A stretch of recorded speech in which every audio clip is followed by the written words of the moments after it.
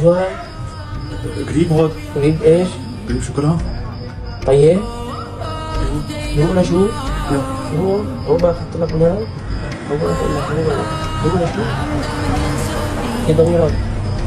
طيب طيب ايش قد هذا؟ هذا عم نبيعه بكينين. كثير. ليش؟ بدنا عروضات. مو انتم مطعم انا وياك بدنا عروضات؟ 70. وما كثير. طيب 60 معه عصير بس 30. هو كويس عاد بس كمان ما وصلت يعني. بدنا عروضات.